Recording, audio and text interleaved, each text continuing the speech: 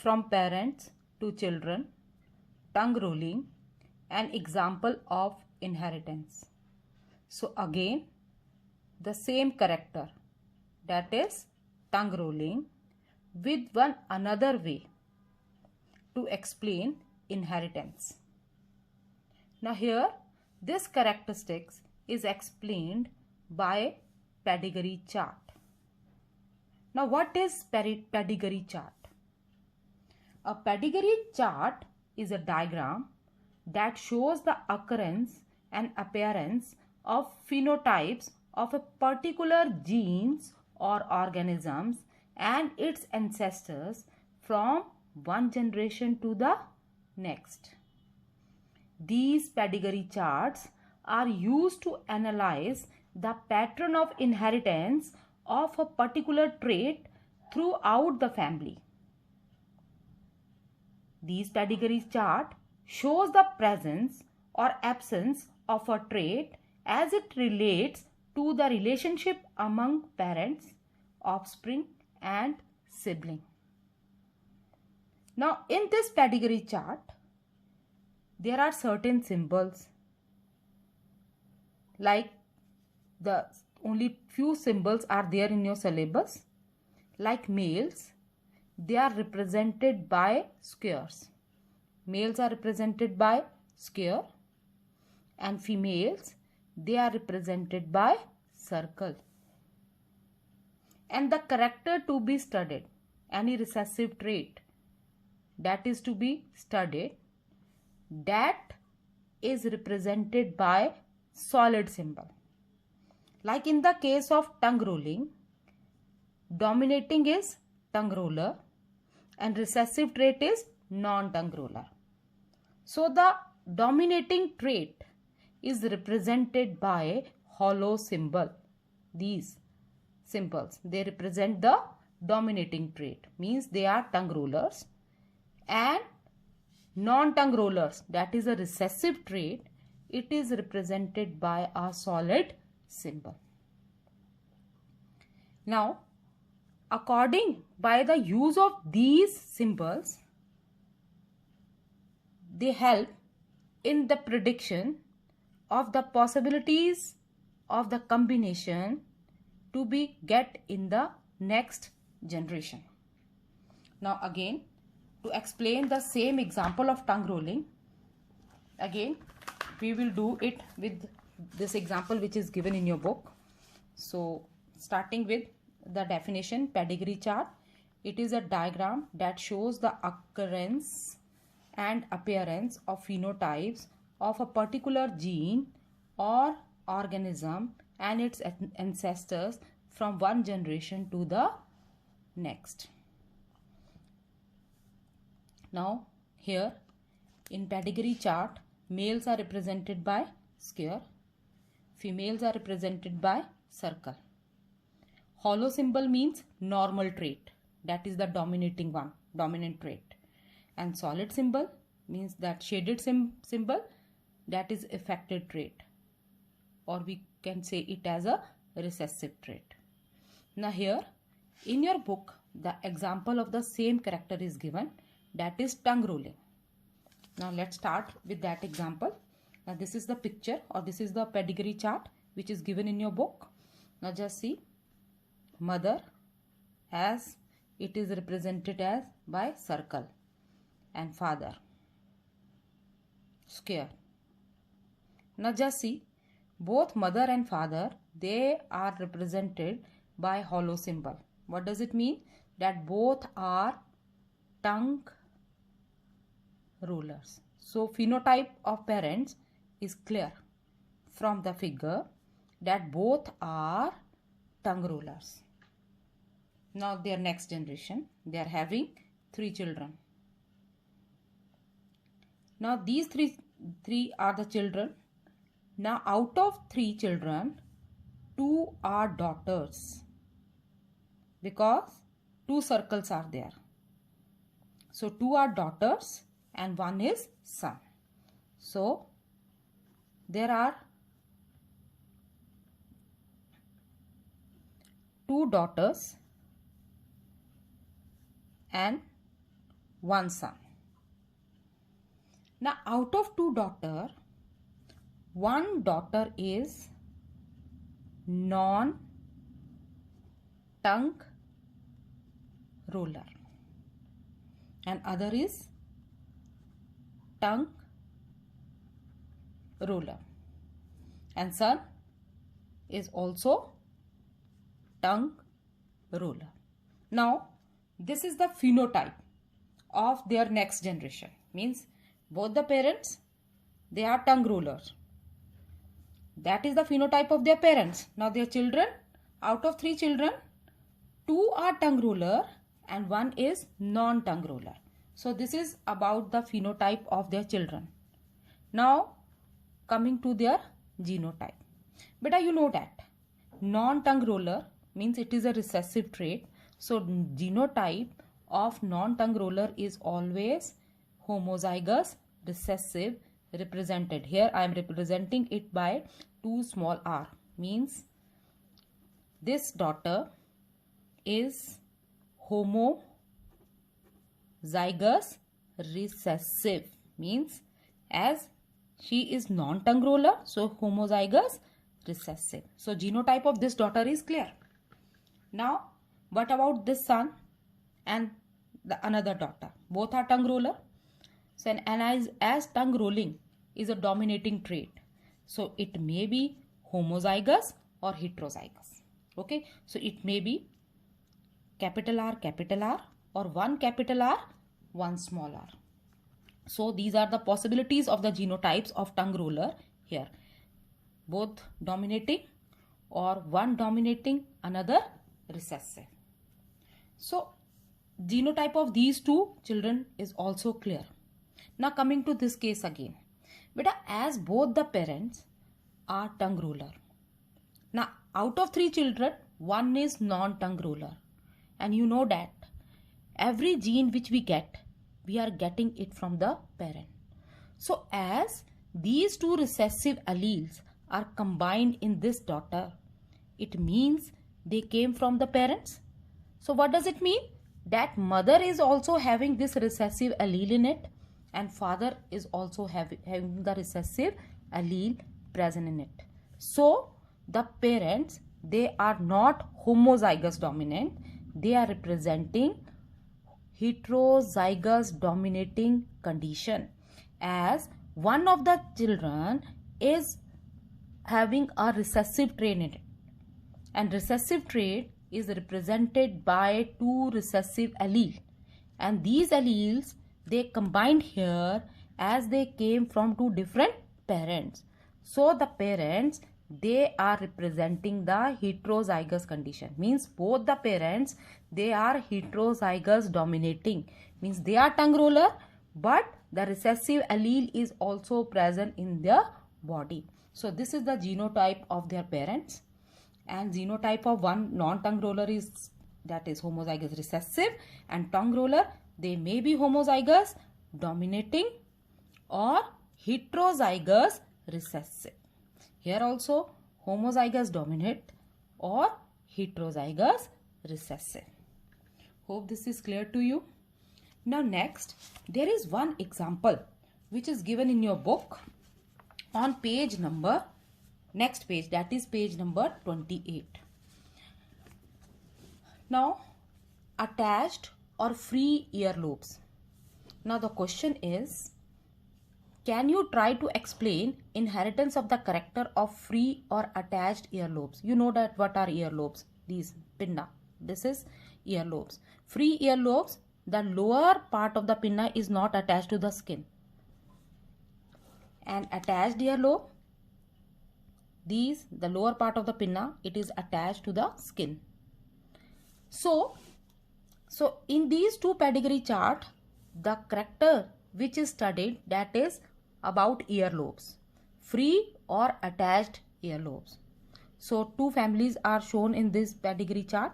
In family A, both parents have free earlobes, and those of family B have attached earlobes. Now can you find answers of the following? Now beta, first let's study about the first pedigree chart, that is the family A. Now mother, father. Both are having hollow symbol. What does it mean? They are having free earlobes. How many children they have? 5.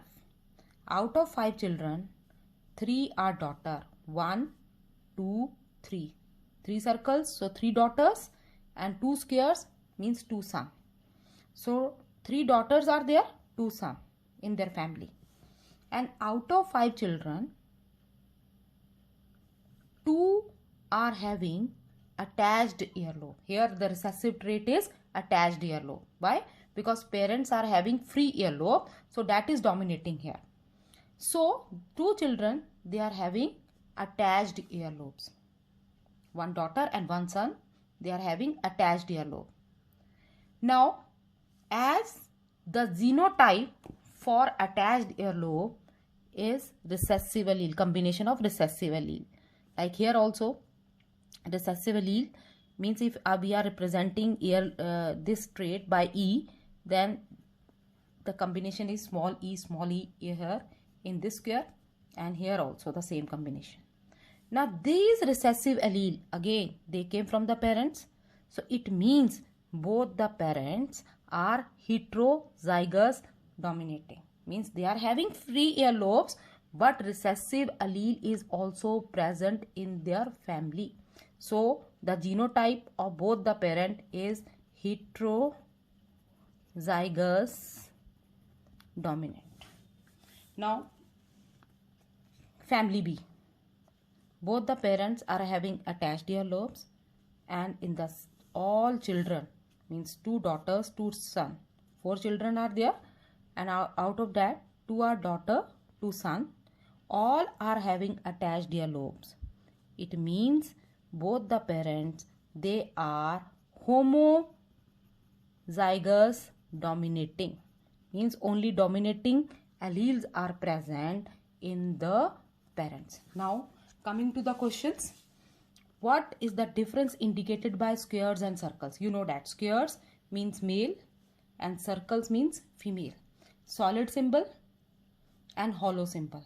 Hollow symbol is representing free earlobes here, and solid symbol is representing attached earlobes here. Now next, which trait, free earlobe or attached earlobe, is dominating? Beta, free earlobe is dominating here. Now next, family B has all children of one type only, whereas family A has both type. Parents in which family are heterozygous? Already calculated that the parents of family A are heterozygous, and family B, they are homozygous dominant.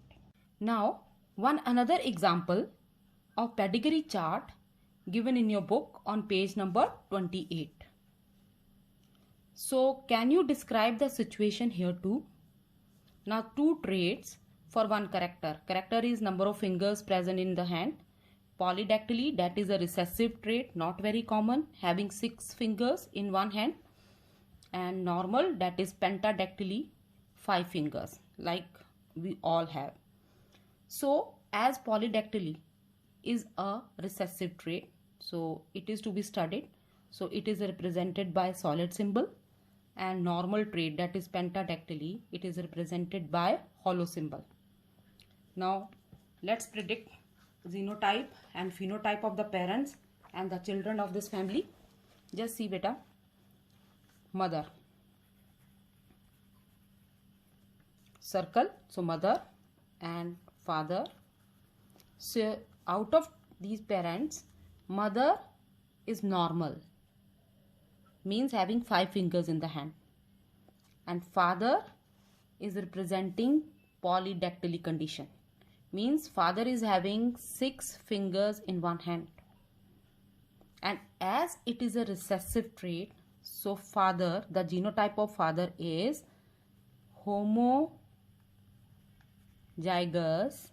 recessive, combination of 2 recessive alleles, that is the genetic makeup of the father. So here I am representing this character with P. So for dominating, capital B, and for recessive, small p. So the genotype of father is 2 small p, means homozygous recessive. That is clear. Now mother is normal, representing pentadactyly condition. So here 2 possibilities will be there. Either she will be homozygous normal or heterozygous normal. Either both the allele present in mother representing this trait will be of same type, dominating type, or one dominating and another recessive. Now they are having 4 children. Out of 4 children, 3 daughters. 1, 2, 3. 3 circles, so 3 daughters and 1 son. That is also clear. Now out of 4 children, 2 are representing polydactyly conditions. Means they are having recessive trait, and 2 normal. So recessive trait, that is clear. So phenotype is also clear. Means out of 4 children, 2 are showing or representing polydactyly condition and 2 normal, that is pentadactyly. That is phenotype. Now regarding genotype, for polydactyly, it is clear. They are homozygous recessive. And for pentadactyly, normal condition, either they are homozygous dominating or they are heterozygous dominating. If they are homozygous dominating, then they will represent both allele of dominating type. And if they are heterozygous dominating, then one is dominating allele and another will be the smaller one. So here also same, either this condition or this condition.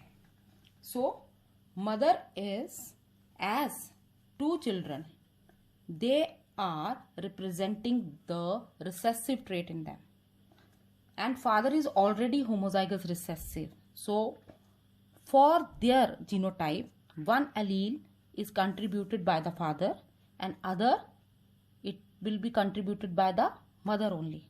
So the mother is also representing heterozygous dominating condition. So mother is not homozygous dominating, she is heterozygous dominating, means she is having the combination of one dominating allele and one recessive allele for this character. So mother is heterozygous dominating and father is homozygous recessive. So in this way we can calculate or we can predict the possibilities of, or that is the genotype and phenotype of the offspring of a family. So next we will start with Punnett square. Punnett square.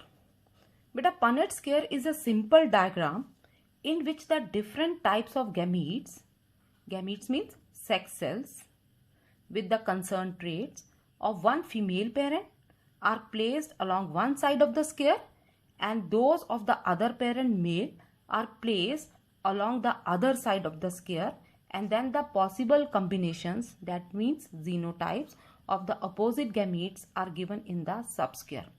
The resulting phenotypes can be written under the genotype. So Punnett square is a simple diagram by which we can predict the possibilities of the combination, that is genotype, and the phenotype of the resulting offspring. So it is a square only, as the name is Punnett square. So it means it is a type of square which is used to predict the all possible combination of the next generation by predicting or by writing the gametes of the parents on both sides of the square. Now how it will be done? Like 2 examples I have taken. Now just see a simple diagram to predict possibilities of combination, that is genotype and phenotype of the resulting offspring. Now the first example which I have taken, that is male homozygous tongue roller. Again the character is tongue rolling which I have taken. Now male is homozygous tongue roller. You know that homozygous tongue roller means both the alleles are of dominating type. So in gametes, these alleles are going to separate from each other, so it will be separated like this. And female heterozygous tongue roller means one dominating allele and another is recessive allele. So during gamete formation these alleles are going to separate from each other. So here one capital R and one small r, these are the gametes. So I am writing the alleles for the tongue rolling only. So in a gamete in male, as both dominating alleles are present, so we are going to write these dominating allele on one side of the square. And as female is heterozygous tongue roller, so one dominating allele is present and another is recessive. So these are the alleles present in the gamete of the female, and these are the allele for tongue rolling present in the male gamete. So male, and here the female. So now multiply them, capital R multiply by capital R, then the combination will be 2 capital R. Here also capital R, again the combination will be of 2 capital R. Here capital R, small r, so combination will be capital R and small r, and again one capital R, one small r. So 4 possibilities are shown here when a homozygous tongue roller is crossed with heterozygous tongue roller. Now what are the possibilities? Like either the first possibility is of having homozygous tongue roller, means homozygous dominant. Same homozygous tongue roller. Here as one dominating allele is there, so phenotype will be tongue roller, but genotype is heterozygous tongue roller. Again in the fourth case, one dominating allele is there, so phenotype will be tongue roller, but the genotype is, as one recessive is also present, so the genotype is heterozygous tongue roller. So this square, which is used to predict all the possibilities by cross multiplying the gametes for a particular trait, that square is called as Punnett square. Now one another example. Now here male is heterozygous tongue roller, means capital R, small r. So during gamete formation it will be capital R and another will be small. And female is also heterozygous tongue roller, again the same condition. Here capital R, small r, here capital R and small r. So writing the gametes for female here. Now again cross multiply them, R, capital R, capital R, capital R multiply by small r, combination will be capital R, small r. Here capital R, small r, and here small r, then the possible combination is this. So now phenotype and genotype. Genotypes are already predicted. Homozygous, heterozygous, homozygous. It is homozygous dominant, homozygous recessive, heterozygous dominating, and here also heterozygous dominant. So that is the genotype. And phenotype, tongue roller, as both the alleles are dominating. Here out of 2 alleles, one is dominant, so again tongue roller.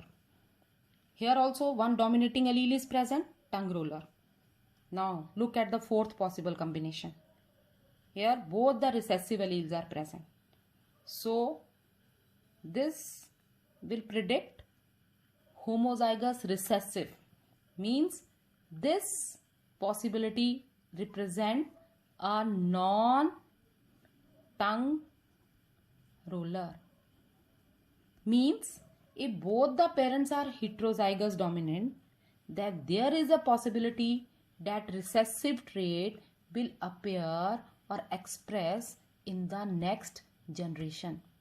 This is the Punnett square of the same example, which is here I had explained by the mean of pedigree chart. Heterozygous mother and heterozygous father. All possible combination by the means of pedigree chart here, and the same example now here I had explained with the mean of Punnett square. So if both the parents are representing heterozygous dominant condition, then there will be all possibilities. May be the child is homozygous dominant or homozygous recessive or heterozygous dominant. Hope this is clear to you. Now next we will start with sex linked inheritance.